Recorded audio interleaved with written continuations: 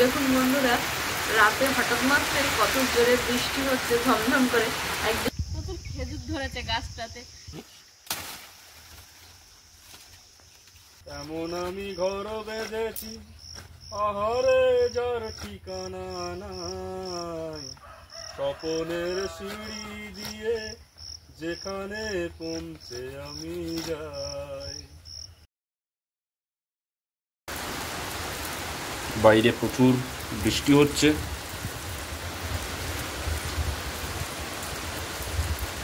আকাশে বিদ্যুৎ চমকানো।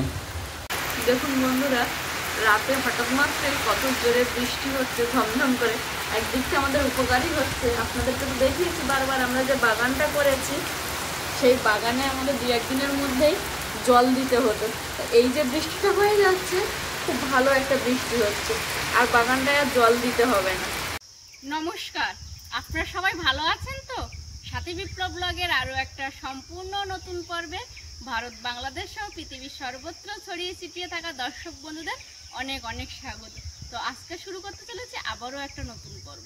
তো সম্পূর্ণ পর্বটা আপনার সঙ্গে থাকুন, কোথাও স্কিপ না করে। আশা করছি আপনাদের ভালো লাগবে। যারা প্রথমবারের জন্য দেখছেন তারা অবশ্যই চ্যানেলটি সাবস্ক্রাইব করবেন, লাইক কমেন্ট করে পাশে থাকবেন, শেয়ার করে নিজের বন্ধুদের মধ্যে ছড়িয়ে দেবেন। আর এই কথা বলতে বলতে আপনারা নিশ্চয়ই দেখতে পেয়ে গেছেন যে আমার পেছনে প্রচুর খেজুর ধরেছে গাছটাতে। চৈত্র মাসের শেষ, বৈশাখও শেষ করে ফেলেছে, এবার জ্যৈষ্ঠ মাসের প্রথম দিকে এই সময় খেজুরটা পাকে।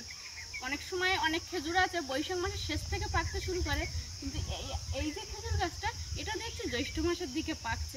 আর কিছু খেজুর পেকেছে, সেই সঙ্গে সঙ্গে কালকে রাতেও প্রচণ্ড ঝড় বৃষ্টি হয়েছে। আর ঝড় বৃষ্টি হলেই তো এখানে আম গাছ, খেজুর গাছ, কয়েকটা বাড়ি আশফল গাছও আছে, যেমন আমার শ্বশুর বাড়িতেও আছে। তো বেশিরভাগ সময় ঝড় বৃষ্টি হলে আম আর খেজুরটা গাছতলায় পড়ে যায়।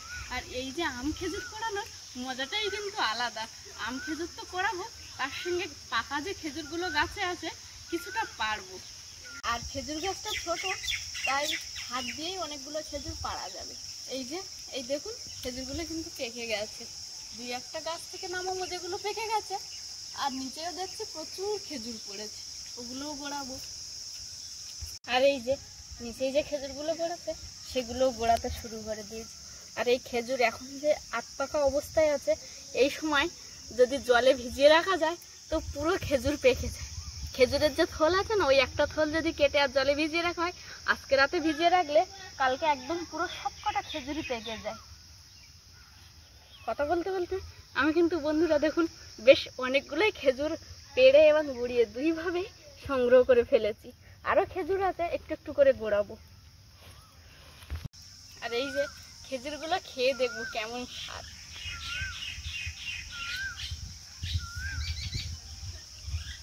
বেশ মিষ্টি, আর খেজুরের মধ্যে যে দানাটা হয় সেটাও কিন্তু ছোট, বেশি শাঁসটা আছে খেজুরের।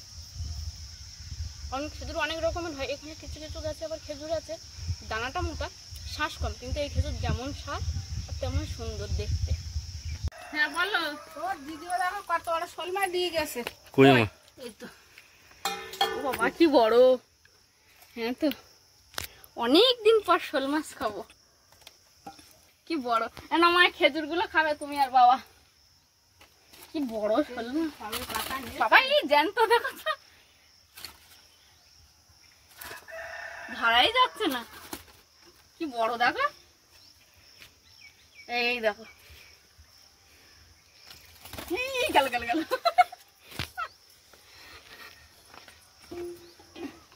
পটলগুলো কোথায় রেখেছো? পটলগুলো হয়তো সবজির ওখানে রেখেছি। বাবা পটল দিয়ে কি খাবে শুনবে। পটল চিংড়ি মাছ করা, হ্যাঁ কচুমুখি দিয়ে শোল মাছ করা। বাবা শোল মাছ খুব নাল মাছ। রাত্রি ঝড় এসছে জানিস? হ্যাঁ আমি এর ক্যামেরা করলাম। হ্যাঁ এইগুলো সব আম কে কুটেছে কে? আমি কুটেছি, আমি একটা পেয়েছি সকাল, আমি একটু বেলায় উঠেছি, আর মা অনেক সকাল সকাল উঠেছে। একটা আম দেখো পরে ফেটেও গেছে। আমি আরো ঘরে শিশি বলছি আরো জোরে জোরে ঝড় বৃষ্টি হবে, বেশি বেশি আম পড়বে। বিপ্লব একটা নে, নিচ্ছি একটু পরে, তুমি একটু নাও এর থেকে। আরে তো তোরা দুজন খাও না, একটু খাও। এনো। আর বন্ধুরা দেখুন কত আম পড়েছে, আর সেই সঙ্গে এটাও কিন্তু বাড়ির গাছের সবেদা।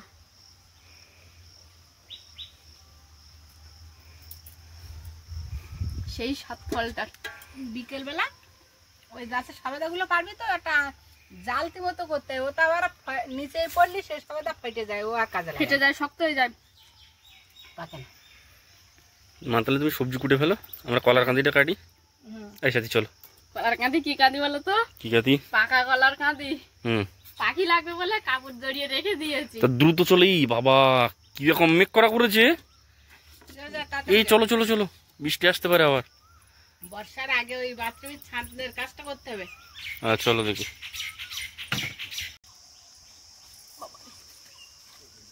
পাখির ভয়ে কলার কাঁদিটা গাছের মধ্যেই পেকে যাচ্ছিল, 3-4টে কলা অনেক পেকে গেছে। এই কাপড় জড়িয়ে রেখেছিলাম যাতে পাখিতে এসে নষ্ট না করে দিতে পারে। এ বাবা, ওমা এক ছড়া পেকে গেছে, আর আমি কি এতটা পারবো? ওমা একটু আসো তো দেখি কলার কাঁদিটা পারি।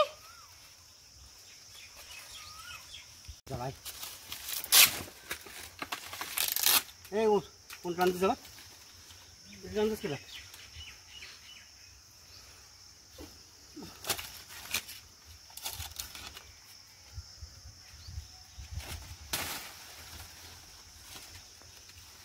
আস্তে চলো, পুরো এক ছড়া দেখো পেকে গেছে। আগে নামালে ফেলতে সব পানি ঝুলিয়ে দেবে রান্নাঘরে।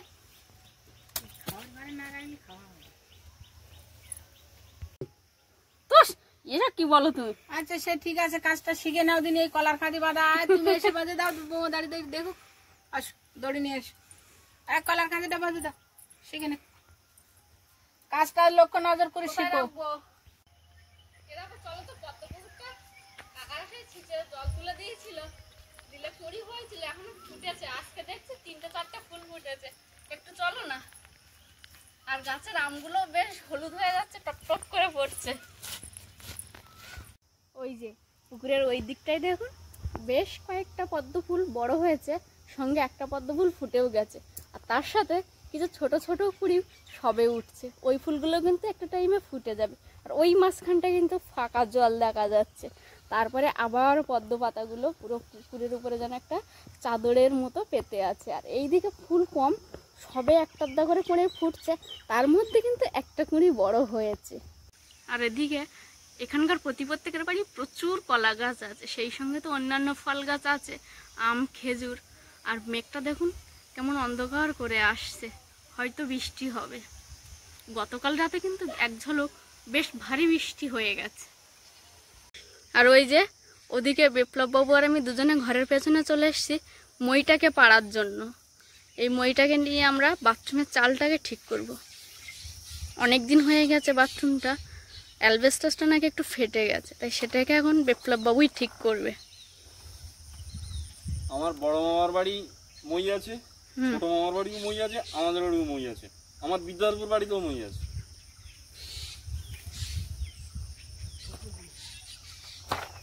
আস্তে, হ্যাঁ বর্ষা পড়ছে তো 1-2 ফোঁটা করে। আর ওই যে ওদিকে বিপ্লববাবু মই নিয়ে উঠে পড়েছে। সাবধানে।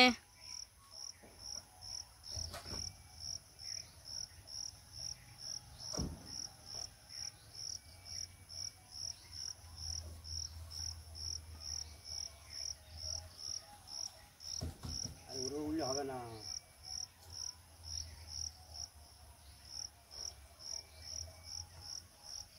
এরকম না হলে আমার এই ইটটায় লোড পড়ে গেছে না। বাবা সরো ওখান থেকে, সরো, মাটিটা শুনবো।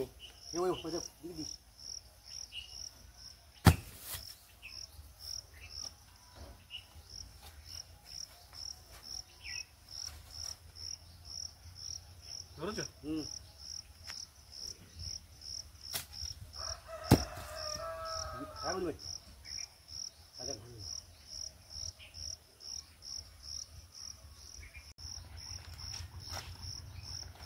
এমন আমি ঘর বেঁধেছি আহারে যার ঠিকানা নাই, স্বপনের সিঁড়ি দিয়ে যেখানে পৌঁছে আমি যাই।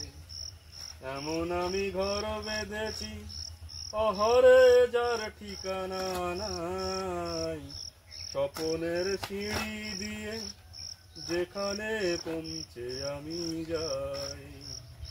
বাবা হয়েছে বাবা? এই হবে একটু পরে। যায় যে ধুয়ে মনি এই যে ভাত বাই থাকতো।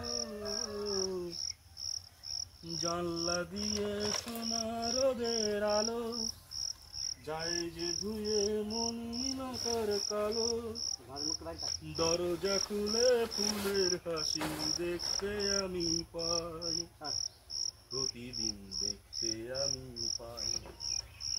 এমন আমি ঘর বেঁধেছি আহারে যার ঠিকানা নাই, স্বপনের সিঁড়ি দিয়ে। আরে হয়নি, আরে ওটা সরিয়ে নিলাম তো। ওই দু হাতে এইদিকে বাইর দাও, না হাওয়ায় উল্টে যাবে। ওই ভাতের মুখটাই থাকছে বাইরে। এরকম বলছো? হ্যাঁ, তো তুমি মুখে করে ভালো করে ভাত নিয়ে সাই করি দিল। বাপি বললো কটা করে জল গায়ে করি বাপি। ভাই তো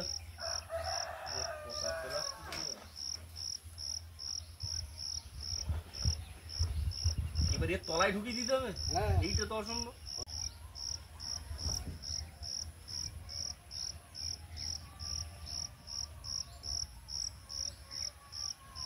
অঙ্গনে তার আলপনা দেয় আমার কল্পনা, ছোট্ট চায় দল বেঁধে যায় অনেক পাওয়ার জল্পনা, হৃদয়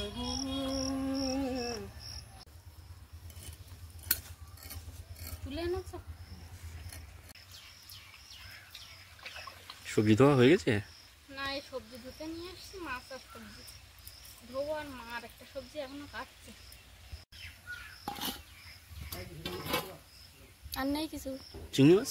চিংড়ি মাছ কাটা হয়ে গেছে কখন? আচ্ছা।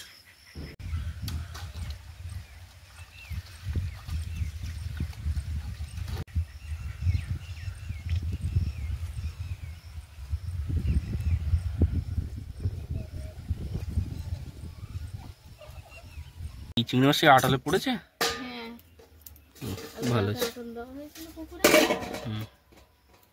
শাক কটা হয়নি মা? আর একটু কোটে তোর দিদির একটু সংবাদ দিস তো, ওই শাক কটা নিয়ে যা। আচ্ছা। ও কলা গাছ কেটে দিচ্ছ নাকি? হ্যাঁ, এটা কলা না হয়ে গেছে, গাছ কাটি না দিলি রাখতে নেই। ও খালি গাছ এমনি রাখতে নেই। কি দিয়ে কাটছো? ব্লেড দিয়ে, ব্লেড লোহা কাটে ব্লেড, সেখানে দা চালাতে অসুবিধা হচ্ছে। এদিকে কিন্তু বৃষ্টি শুরু হয়ে গেছে, আমি আর বেশিক্ষণ বাইরে দাঁড়াতে পারবো না। বাবা তুমি তাড়াতাড়ি ঘরের দিকে চলো। বৃষ্টি পড়ছে, এদিকে এসো ঘরের দিকে। না কেটে দেওয়া যাবে না, না কেটে দেওয়া যাবে না। হচ্ছে হুম। কলা, হুম। বেগুন, হিঞ্চা শাক, আচ্ছা। চিংড়ি মাছ দিয়ে আচ্ছা। শুক্তো, আচ্ছা। আর পটল চিংড়ি, হুম। আর কচুরমুখী আর শোল মাছ দিয়ে ঝোল। আমি বাজারে একটু জল আনতে যাচ্ছি। যাও, বৃষ্টিও আসছে, তাড়াতাড়ি যাও আর তাড়াতাড়ি চলে আসো। হ্যাঁ ওই জন্য আমি যাচ্ছি। লেট করবে না কিন্তু কারোর ধারে গিয়ে দোকানে টোকানে বসে। ঠিক আছে ঠিক আছে। মেঘ, বৃষ্টি, প্রকৃতি এক অপরূপ রহস্য। মেঘের গর্জন, বাতাসের ঝাপটা, ঠান্ডা বৃষ্টির ফোঁটা সব কিছু মিলিয়ে মিশিয়ে এক নতুন সৌন্দর্যের সৃষ্টি করে। কেবল প্রকৃতিকে ধুয়ে মুছে সতেজ করে তোলে না, বরং বৃষ্টির আগমনে সতেজ হয়ে উঠি আমরা, ঝরঝরে হয়ে ওঠে আমাদের মনটা। বৃষ্টি মানে শুধু ভেজা রাস্তা নয়, বরং কিছু না বলা কথা, কিছু চাপা অভিমান, কিছু মন ভেজানো অনুভূতি। বৃষ্টি কিন্তু দুই ধরনের হয়। একটা আকাশ থেকে, যেটা প্রকৃতি আমাদেরকে দান করে, আর একটা হলো কষ্টের বৃষ্টি। এই কষ্টের বৃষ্টি শুকোতে কিন্তু সময় লাগে। তবে তুমি যদি বৃষ্টি হতে, তাহলে আমি ছাতা ছাড়াই বেরিয়ে পড়তাম। ছাতা ছাড়া বেরিয়ে পড়তাম তোমার সাথে, শুধু তোমার কাছ থেকে তোমার ভালোবাসা পাওয়ার জন্য। বৃষ্টি আর ভালোবাসা পূর্ণ শক্তি নিয়ে আসা, সব কিছু প্রভাবিত করে নিজের পথে। ছাড়া ধরা সব কিছুর সাথে বৃষ্টির এক অনাবদ্ধ সম্পর্ক রয়েছে। তুমি চলে গেলে এই বাতাসের সঙ্গে নৃত্য কে করবে? গ্রীষ্মের দিনগুলিতে সূর্যমামার সঙ্গে খেলা কে করবে? দমকা হওয়ার যখন নিয়ন্ত্রণের বাইরে চলে যাবে, তখন কে ধরা দেবে? আমার আত্মার বিষাক্ত গন্ধটাকে কে ধরবে? কে বলবে মেঘের সাথে বৃষ্টি পাঠানোর কথা? কে আমাকে ঝড়ের কাছ থেকে নিয়ে এসে আশ্রয় দেবে, আমার ব্যথা উপভোগ করবে? বৃষ্টিতে অনন্যারা লুকিয়ে আছে, কে জানবে, কে ধরবে সেই থমকে দাঁড়ানোর গল্পটি? ছোট পাখিদের খোলা জায়গায় কে রাখতে দেবে? কে ধরবে আমার এই বৃষ্টির ফোঁটাগুলো? মাটি স্পর্শ করার আগে বিলাসবহুল ঘাসকে দামি দামি পাত্রে রাখতে হবে, না হলে বৃষ্টি তো সব ধুয়ে দিতে পারে না। তবে যেদিন ঝমঝমিয়ে বৃষ্টি আসে, যেদিন দাঁড়িয়েছিলাম তোমার পাশে, তোমার সাথে ভিজেছি বেশ। যে বৃষ্টির ভয়টাই পাচ্ছিলাম, সেই বৃষ্টিতেই তোমাকে ধরে নিল, বলো? রাখো, রেখে আর কাঁধে তুলিস। চাকায় কাদা লেগে যাও না, কাকাগুলো দেখি কিরম খাস খাস রেখে আর এখন এই ঘরে তুলে দাও। মামা এটা কি শুক্তো গো? হেলাঞ্চ শাক, চিংড়ি মাছ দিয়ে, বেগুন দিয়ে শুক্তো। আচ্ছা, আর এগুলো কি?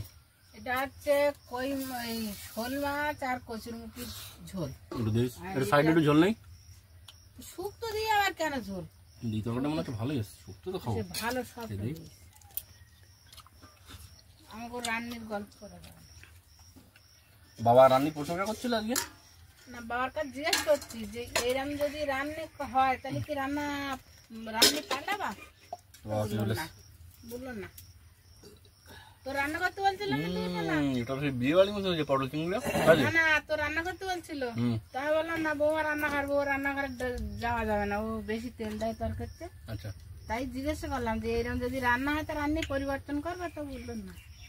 না খাবার খুব সুস্বাদু হয়েছে, যে আপনাদের সকলের প্রিয় সাথী আজকে সব রান্না বান্না করেছে, প্রতিদিনই করে, তবে আজকের রান্নাটা মা কিন্তু আমাকে সাহায্য করে, সেটা বলো। আচ্ছা, মা সাহায্য করে, হ্যাঁ, কিন্তু আজকের রান্নাগুলো সবটাই একটু স্পেশাল স্পেশাল হয়েছে আর খেয়ে বেশ সুস্বাদু। আর এই খাওয়া দাওয়ার মধ্যে দিয়ে আজকের এই পর্বটা শেষ করছি। কেমন লাগছে আমাদের পর্বগুলো অবশ্যই কমেন্ট বক্সে জানাবেন। যারা প্রথমবারের জন্য দেখছেন তারা অবশ্যই সাবস্ক্রাইব করে বন্ধু হয়ে যাবেন, লাইক করে আমাদের পাশে থাকবেন আর শেয়ার করে নিজের বন্ধুদের মধ্যে ছড়িয়ে দেবেন। আর সবশেষে যেটা বলে থাকি, অবশ্যই সাথী বিপ্লব ব্লগের সঙ্গে সদা সর্বদা জুড়ে থাকবেন। আপাতত পর্ব এখানেই শেষ করছি, দেখা হচ্ছে আগামী পর্বে। ততক্ষণের জন্য ভালো থাকবেন, সুস্থ থাকবেন এবং নিজেদের খেয়াল রাখবেন। নমস্কার।